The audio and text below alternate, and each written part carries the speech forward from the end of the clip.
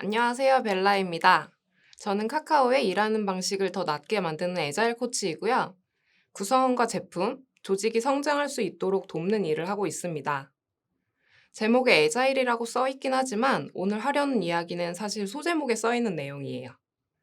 우리가 회사에서 일을 하다 보면 좋은 결과물을 만들기 위해 함께 일을 잘하려고 고안된 방법들을 잘못 사용하거나 보여주는 데에 집중하면서 일을 더 힘들게 만드는 경우를 마주할 때가 종종 있습니다.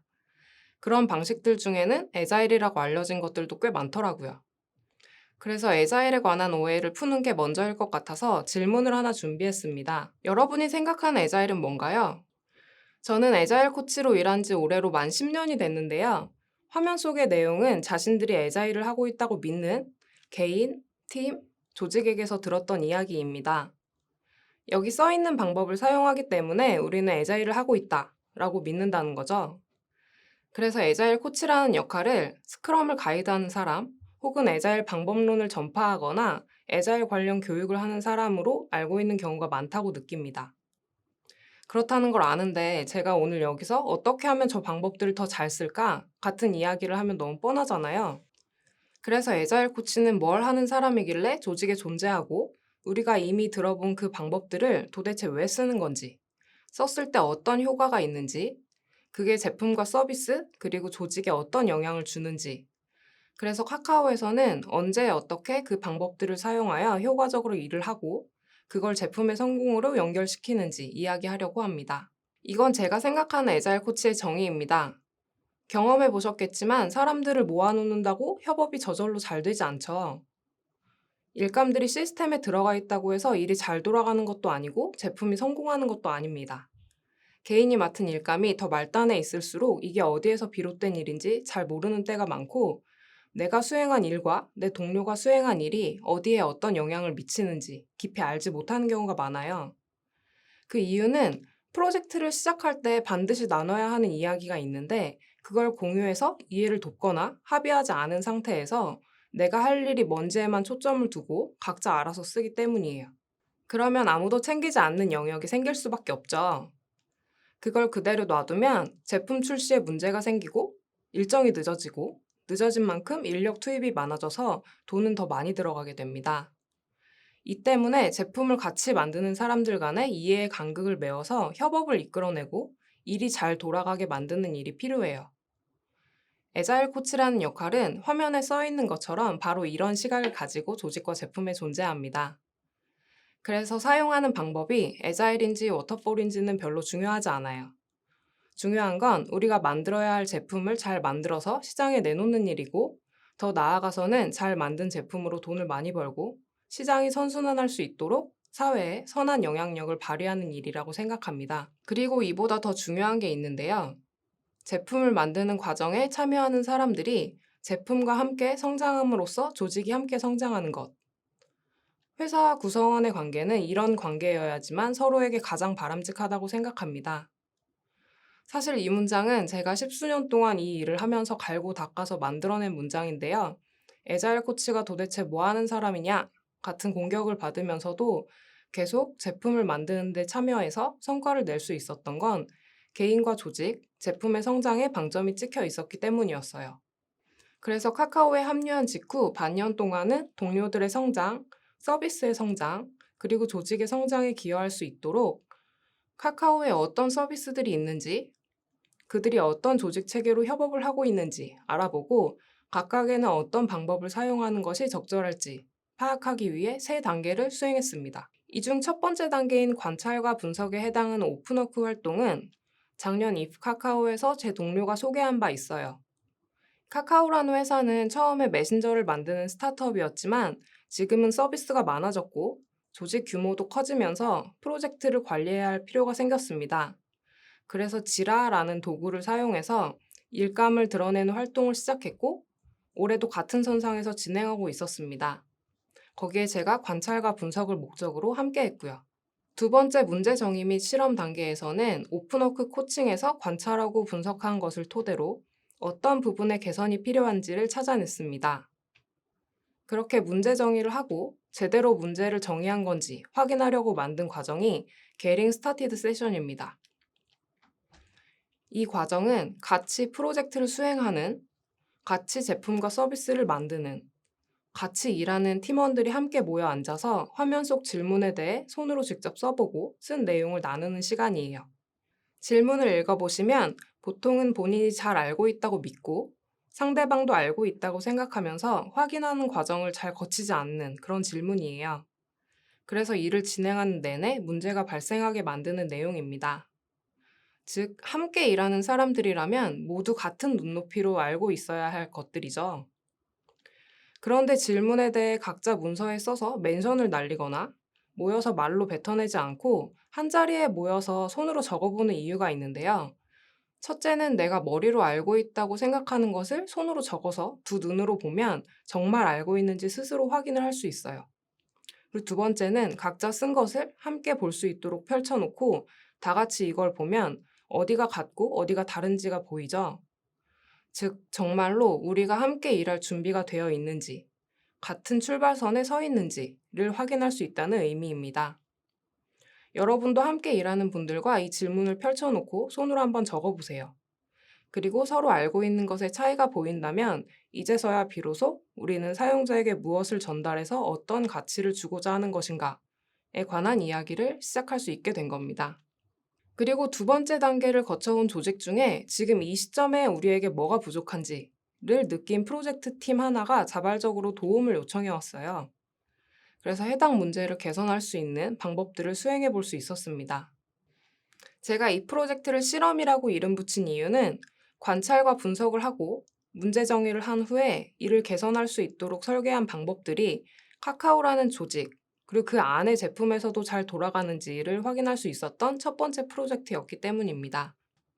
그리고 3개월간 실험을 하면서 사용했었던 방법들을 구조화해서 카카오의 다른 서비스, 프로젝트, 조직에서도 범용적으로 취사 선택을 할 수 있도록 오픈 프로젝트라는 셋을 만들었습니다. 오픈 프로젝트에서 다루는 내용은 이 오른쪽에 있는 내용입니다. 제가 관찰과 분석을 통해 정의했던 문제는 많은 동료들이 시스템을 쓰고는 있지만 시스템에 뭘 담아내야 할지를 어려워한다는 점이었어요. 무언가를 담아낸 후에도 그걸 어떻게 쓰는 게 좋은지, 어떻게 관리해야 하는지 어려워했습니다. 왜냐하면 지라와 위키는 일종의 그릇이거든요. 그릇을 논한다는 건 그릇에 뭘 담을지가 이미 나와 있다는 의미인데 현업에서 일을 하다 보면 그릇만 이야기하는 경우가 많아요. 눈에 잘 보이니까. 하지만 제품을 만들어내는 과정은 가시적인 영역의 일과 비가시적인 영역의 일이 혼재되어 있습니다. 그런데 가시적인 영역의 일만 하면 어떻게 될까요? 그래서 눈에 보이지 않는 것들, 즉 시스템에 뭘 담아야 하고 함께 일을 하는 사람들이 무엇을 구심점으로 일을 해야 하는지, 어떤 지점에서 어떤 이야기를 해야 하는지 등을 오픈 프로젝트에서 다룹니다. 이 왼쪽에 있는 페이지는 카카오 내부 위키에 제가 직접 작성한 문서인데요. 보시면 아시겠지만 여기 써 있는 방법 중에 처음 보는 건 거의 없으실 거예요. 사실 이 부분이 오늘 이야기하려는 내용의 핵심입니다.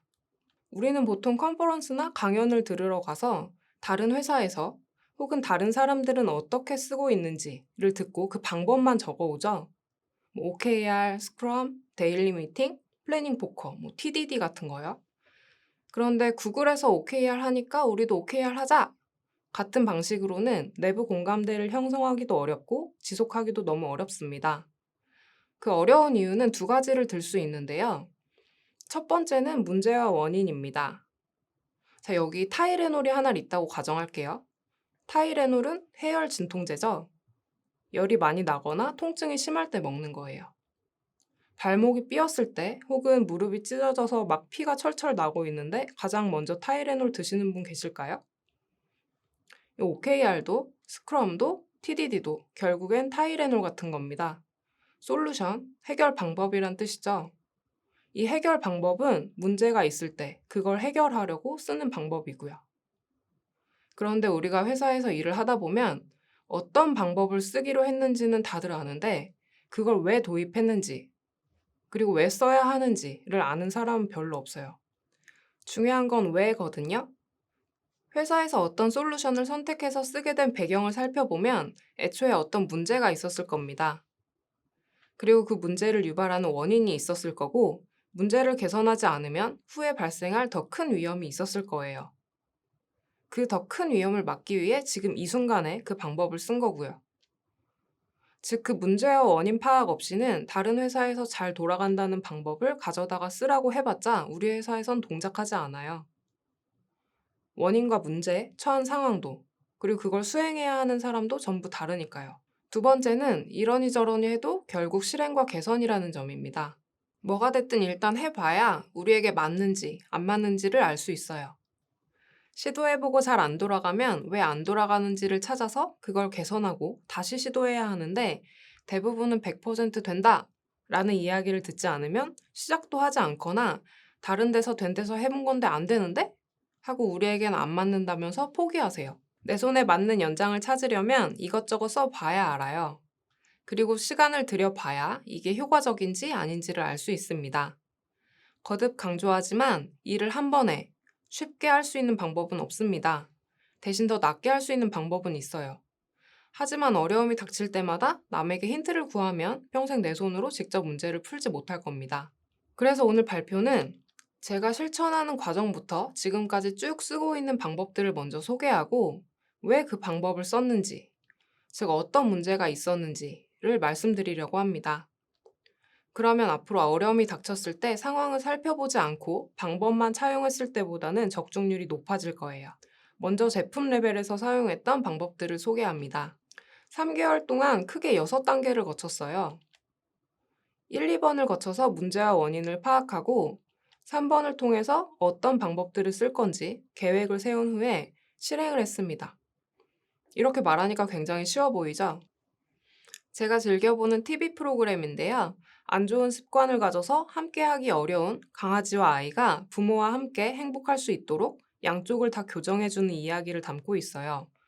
그 과정을 들여다보면 아이와 부모 사이에 일어나는 행동과 결과를 관찰하고 그중 고쳐야 할 것을 찾아내어 현재와 다른 방법을 시도할 것을 몸소 가르쳐 주죠.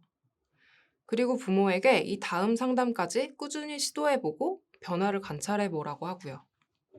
근데 이게 알려준 걸 그대로 따라하면 될 것 같은데 생각보다 쉽지가 않습니다. 왜냐하면 강아지와 아이가 이전과 다른 부모의 행동을 바로 받아들이지 못하거든요.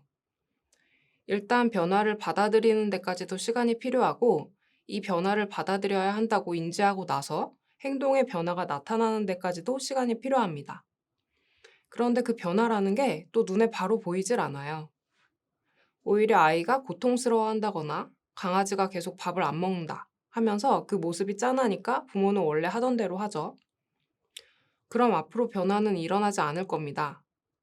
계속 나는 힘들 테고요. 해서 이 시점에 할 수 있는 선택은 두 가지예요. 계속 힘들어하면서 지내거나 힘들지 않도록 이 상황을 개선하거나.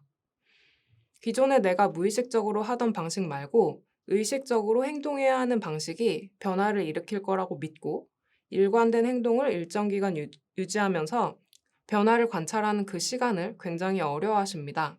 그리고 애자일 코치가 회사에서 하는 일도 마찬가지입니다. 일이 잘 안 돌아간다는 곳에 가서 뭐가 문제인지를 살펴보고 그걸 개선할 수 있는 방법을 찾아내거나 만들어서 일이 돌아가도록 판을 만들어줍니다. 그리고 사람들이 실행하는 동안 변화를 받아들이고 그로 인해 이전의 문제가 개선될 때까지 지속할 수 있도록 옆에서 계속 변화를 관찰하고 도와줍니다. 그래서 애자일 코치는 회사에 존재하는 강영욱 씨이고 오은영 선생님이라는 말도 자주 합니다. 제가 프로젝트 팀과 가장 먼저 했던 일은 일을 시작하기 전에 반드시 모두가 알고 있어야 할 것들을 잘 알고 있는지 확인하는 거였어요. 이걸 흔히 팀빌딩 혹은 목표 설정이라고도 하죠. 서로 다른 세 팀이 힘을 합쳐서 제품을 완성시켜야 하는 미션을 받았고 이미 프로젝트 팀이 꾸려져서 개발을 하기 시작한 상황이었습니다. 같이 일을 해야 하니 조직별로 각자 해야 할 일들을 지라에 등록해서 일을 하고 있었어요. 그래서 처음엔 지라 교육을 요청하셨던 거죠. 하지만 진단과 관찰을 해보니까 이 오른쪽 그림에 그려둔 것들이 잘 보이지 않았습니다. 같이 일을 해야 한다고 머리로는 이해를 했지만 그래서 우리가 무엇을 만들어야 하는지에 대한 공감대가 부족했고 서로가 긴밀하게 엮여 우리가 만들어야 할 전체를 보는 게 아니라 각 팀에서 해야 하는 나의 일감만 모습만 보이도록 시스템을 사용하고 있어서 제품의 전체적인 모습과 흐름이 잘 보이지 않았어요. 나무가 숲을 이루고 결국에는 산이 되는 건데 지금은 산이나 숲에 대한 이야기는 없이 잎사귀만 있었습니다. 이건 시간이 지나더라도 시스템을 쓰는 것만으로는 해결할 수 없었어요. 제 판단으로는 앞으로 이런 문제들이 생길 소지가 농후했습니다. 해서 우리가 함께 완성해야 하는 것이 무엇인지를 구심점으로 삼을 수 있도록 전체를 볼 수 있게 하는 일이 가장 필요하다고 판단했어요. 그래서 그 자리에서 바로 우린 지금 이런 게 필요해요 하고 그림을 그려서 보여드린 겁니다. 이건 제 방에 있는 화이트보드고요. 그리고 이 방법의 이름이 뭔지, 그 절차가 어떻게 진행될지에 대한 설명은 하지 않았어요. 많은 분들이 방법의 이름을 말하고 그 절차를 이해시키려고 노력합니다. 그런데 지금 우리에게 중요한 건 이 방법을 내 지식으로 만드는 게 아니에요. 우리에겐 3개월 안에 제품을 완성해야 하는 미션이 있습니다. 지금 당장은 큰 그림이라는 결과물을 만들기 위해서 이 방법을 쓰는 거니까 사람들이 잘 모르는 방법을 이해하라고 구구절절 설명하면서 사람들 마음속에 허들을 세울 필요는 없었어요. 방법은 제가 가장 잘 알고 있으니까 그냥 그 방법을 제가 실행하면 됐습니다. 물론 어디까지나 작은 팀에서 빠르게 제품 가능성을 봐야 하는 상황에서의 이야기입니다. 대기업이고 이 방법을 널리 알려서 각자 알아서 하게끔 해야 하는 미션을 가졌다면 좀 다르게 접근해야겠죠. 그래서 하루 날을 잡고 반나절 동안 이런 걸 만들었어요. 사용자 스토리맵이라는 거 들어보셨죠? 이 유저 스토리 매핑이라는 활동을 해서 유저 스토리 맵을 만들었습니다. 당연히 이게 한 번에 나온 건 아니죠. 이걸 만들기 전에도 동료들은 각자의 팀이 해야 하는 일에 따라 계획을 세우고 누군가는 코끼리의 귀를, 누군가는 다리를, 또 누군가는 꼬리를 열심히 만들고 있었습니다. 그래서 그것들을 한데 모아서 전체를 조망할 수 있게 만들어주고 이 중 가장 중요한 게 뭔지, 좀 덜 중요한 건 뭔지를 구분하게 하고 그 와중에 미처 생각지 못해서 구멍이 났던 부분을 드러나게 하는 일을 할 수 있도록 만들어준 겁니다. 이 화이트보드에 있는 포스트잇과 그 구조, 글씨들은 그 활동의 결과물이에요. 그런데 요즘 재택하는 회사가 많죠. 게다가 우리가 앞으로 3개월 이상 해야 할 일을 이렇게 화이트보드에 포스트잇 상태로 붙여두면 관리하기가 좀 어렵습니다. 그래서 포스트잇에 써둔 내용과 포스트잇 간의 구조는 그대로 지라와 위키 시스템으로 옮겨냅니다. 프로젝트 관리가 좀 더 용이하게 하려고요. 이 화면에 보이는 그림은 지라의 티켓으로 하나씩 쪼개서 넣기 전에 화이트보드에 있던 포스트잇과 구조, 글씨들을 그대로 구글 시트로 옮겨서 워크숍이 끝난 직후에 제가 공유해드린 모습입니다. 포스트잇 낱장을 다 떼서 주고 가서 알아서 넣으세요 해서 막상 적으려면 굉장히 어려워요. 그래서 시스템상에서 어떤 모습이 될 건지 시각화를 해서 보여준 겁니다. 실제로 업무 관리는 지라의 일감을 모두 담은 후에 로드맵과 플랜이라는 기능도 함께 사용했어요. 자, 여기서 한번 짚고 넘어갈게요. 그래서 순서를 따져보면 처음엔 모두가 한데 모여서 우리가 만들어야 할 것 전체를 조망하는 한 판을 만드는 활동을 했죠. 그리고 그 전체 그림을 조각냈어요. 뭐가 더 중요하고 덜 중요한지 순서를 바꾸고 구조화를 한 후에 더 중요한 걸 먼저 만들기로 했습니다. 마지막으로 그렇게 정제한 일감은 모두가 항상 최신 상태를 볼 수 있도록 지라 시스템으로 옮겨 적었습니다. 각자 그리고 함께 관리할 수 있도록 했어요. 그런데 나는 평소에 어떻게 했는지를 생각해 보시면 앞에 1, 2번 활동은 건너뛰고 각자 모니터를 보면서 자신이 해야 할 일감을 지라에 써 넣으셨을 겁니다. 혹은 잘 만들어진 스토리맵을 보면서 처음부터 완성된 모양을 만들려고 애를 쓰셨을 거예요. 하지만 우리가 필요한 건 지라에 잘 들어가 있는 일감 목록만이 아니죠. 알록달록한 포스트잇으로 예쁘게 만든 스토리맵이 필요한 것도 아닙니다. 우리한테는 힘을 합쳐서 함께 완성해야 할 것이 있죠. 서비스를 잘 만들려고 유저 스토리 매핑이란 방법을 사용해서 유저 스토리 맵을 만든 거고 그 결과물을 지라에 넣어 일감 관리를 할 수 있게 된 겁니다. 유저 스토리 매핑이라는 방법이 그냥 좋아서 쓰는 것도 아니고 지라 마스터가 되는 게 우리의 목표도 아니에요. 도구는 어디까지나 도구일 뿐입니다. 우리가 이 도구를 사용해야 하는 이유를 잊지 마세요. 자, 이제 우리가 뭘 만들어야 하는지 구심점이 생겼습니다. 전체적인 그림을 볼 수 있는 판도 마련했고, 그걸 조각내서 구현할 계획도 세웠죠? 그럼 이제 달리기만 하면 될까요? 흔히 프로젝트 관리는 그냥 하면 되는 거라고 생각하시는 경우가 많습니다. 일정도 다들 알고, 이슈가 나오면 바로 고치는 거, 이렇게 생각들을 하세요. 사실 프로젝트 관리는 제품을 시작하는 순간부터 시장에 무사히 내놓을 수 있도록 하는 모든 활동을 포괄합니다. 즉, 밖에 내놔도 되겠다 하는 상태의 기준을 정해두고 만들고 있는 제품이 밖에 내놓을 만한 완성도를 갖췄는지 처음부터 끝까지 그리고 끝나고 나서도 지속적으로 챙겨주는 활동이 프로젝트 관리죠. 해서 계획을 실행해야 하는 순간부터는 크게 네 가지 활동을 수행했습니다. 아마 이것도 그닥 새롭진 않으실 거예요. 여기서 사용한 방법은 다 아실 테지만 왜 이 방법이어야 했는지를 짚어볼게요. 2주 스프린트, 이터레이션이라는 건 이미 만들어서 내보낸 시스템을 유지 보수해야 할 때 말고 새로운 프로젝트를 할 때, 즉 우리가 만들어야 할 최종 결과물이 있고 데드라인이 있을 때 쓰면 효과적입니다. M 프로젝트는 3개월 안에 제품을 내놔야 했고 뭘 만들어야 하는지 그 목표가 명확했습니다. 보통 회사들에서 마일스톤의 단위를 분기 하나 정도로 잡는 경우가 많은데요. M 프로젝트도 선택을 할 수 있었습니다.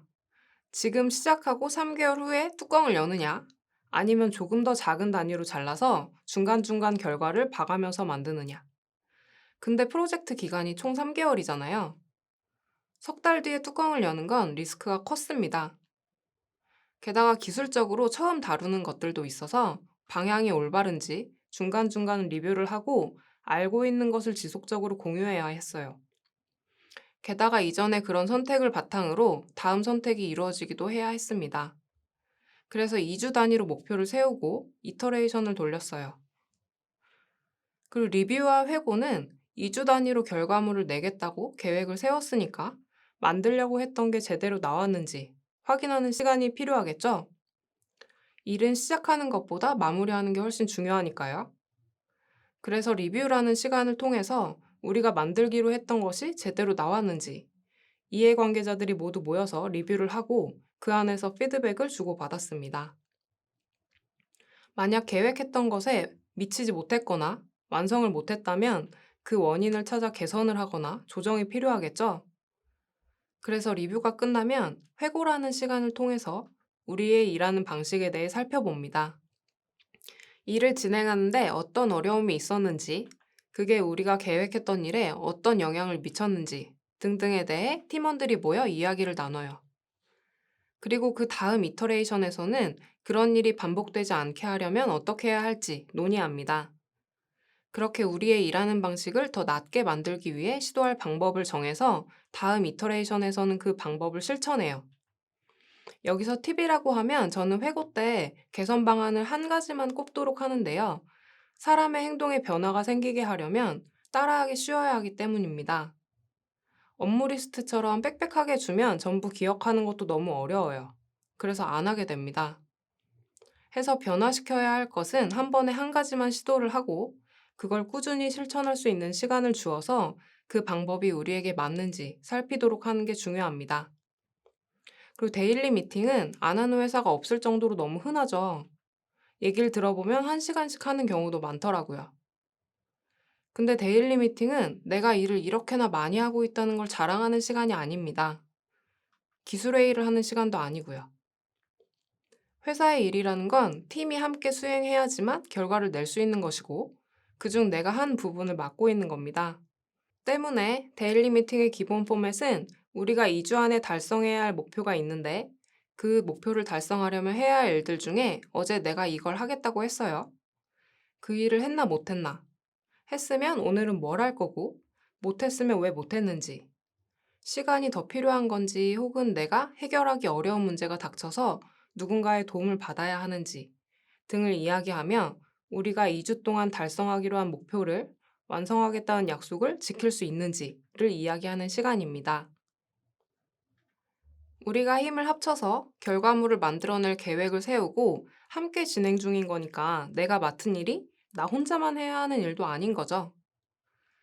게다가 내가 맡은 일에 문제가 생겨서 제품 전체에 영향을 준다면 그건 모두가 알아야 하는 상황입니다. 그렇기 때문에 내가 하겠다고 한 일을 하는데 혹시 문제가 생겨서 진행이 안 되는 건 아닌지, 다른 동료의 도움을 받아야 하는데 누구에게 말해야 할지, 이걸 어느 시점에 말해야 할지 같은 고민하지 않아도 될 일을 고민하지 않게 해주려고 매일 아침 정해진 시간에 선체로 15분만 합니다. 그래서 데일리 스탠드업 미팅이라고도 부르죠. 주 단위 리스크 관리 미팅은 주로 서비스의 규모가 크고 이해관계자가 많이 얽혀 있을 때 더욱 효과적인 방법입니다. 그래서 엔터프라이즈급 회사에서는 이미 하는 곳들이 많아요. 주로 리더급들이 모여서 회의를 합니다. 이미 이터레이션도 돌고 있고 데일리 스탠드업 미팅도 하기 때문에 내부 사정은 잘 알고 있겠죠. 그러니 주 단위로 리더들끼리 모여서 서로 영향을 주고받는 부분에 대해 이야기를 나누고 갑작스런 일정 변경이나 요구사항 변경 등 이슈와 리스크를 다루면 효과적입니다. 자, 다시 맨 처음으로 가볼게요. 애초에 제가 이 팀에 들어갈 때 문제는 이런 거였죠. 그리고 우리가 이미 잘 알고 있는 그런 활동, 그런 방법들을 사용해서 뭐가 더 좋아졌는지를 살펴봤더니 이런 것들이 좋아졌습니다. 프로젝트 팀으로서 우리가 함께 해야 하는 이유를 멤버들이 납득했고, 우리가 만들어야 하는 제품을 구심점으로 이야기할 수 있었습니다. 내가 짠 코드가 어디에 영향을 주는지 알 수 있었고, 이 기획이 정말 가능한지 아닌지를 2주 안에 확인할 수 있었어요. 더불어 관리자 입장에서는 전체적으로 일이 잘 돌아가고 있는지를 실시간으로 알 수 있었고, 힘을 줘야 할 곳과 빼야 할 곳을 구분할 수 있게 됐죠. 이걸 혹시라도 당신 혼자 그렇게 생각하는 거 아니냐고 하실 수도 있을 것 같아서 프로젝트를 마무리하면서 받았던 피드백을 그대로 옮겨왔습니다. 프로젝트에 코치가 함께 한다고 했을 때 어떤 생각이 들었는지를 여쭤봤어요. 답변을 보시면 크게 두 가지가 보입니다. 애자일 코치가 뭐 하는 사람인지 조금이라도 알거나 잘 몰랐을 때 나오는 답변인데요. 처음에 말씀드렸던 것처럼 애자일 코치가 교육하는 사람 정도로 알려져 있기 때문에 프로젝트에 참여한다고 하면 우리는 교육이 필요 없는데 왜? 하는 생각이 먼저 듭니다.